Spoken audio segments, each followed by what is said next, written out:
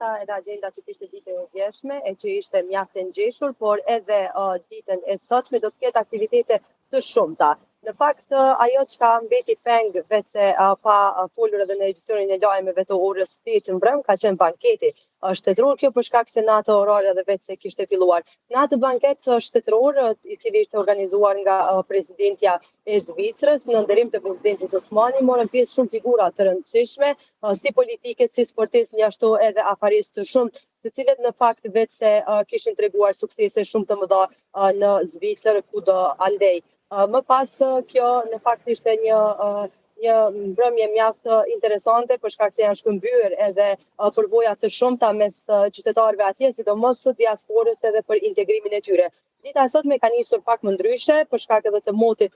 i cili është pak sa i ndryshueshëm kohë pas kohe, është anuluar në fakt vizita për në St. Gallen, ndërka që vizita fillestare që ka filluar presidentja Osmani ditën e sotme ka qenë tek kompania Stadler Rail, e cila është një kompani mjaft e njohur këtu në Zvicër për prodhimin e mjeteve hekurëllore, por njëkohësisht edhe lokomotivave edhe trenave me kapacitete shumë të larta dhe efikasitet shumë të shpejtë, nga ku presidentja Osmani ishte shprehur e pasionuar në fakt nga ajo që kishte parë aty dhe se sa punëtor janë aty, por njëkohësisht edhe se sa shumë të rinj të cilët janë të interesuar mbi këtë fushë punësohen, pothuajse 70% dalin të punësuar nga aty dhe se kishte komunikuar me presidentin e Zvicrës për mënyrën e integrimit të shumë qytetarëve që vinë nga Kosova dhe se punësohen po në atë kompani, duke përmendur edhe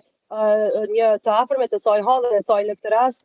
presidentja Osmani kishte treguar se Zvicra ka qenë një ambient mjaft i mirë dhe ka mirëpritur atë, madje ajo është integruar aq mirë saqë pak dallon edhe nga mënyra se si funksionojnë zvicranët e tjerë.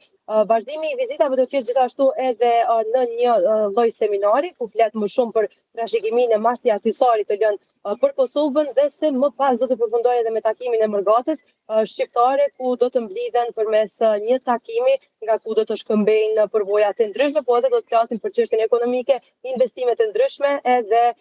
aspektet edhe të EFTA-s, por edhe integrimit evropian edhe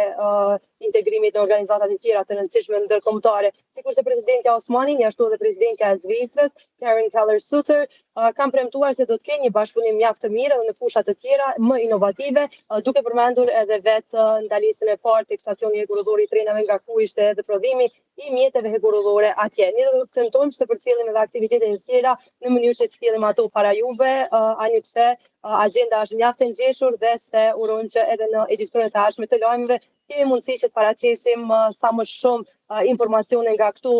takime e që shënojnë në një vizitë mjaft të rëndësishme, por edhe historike për vetë shtetin e Kosovës.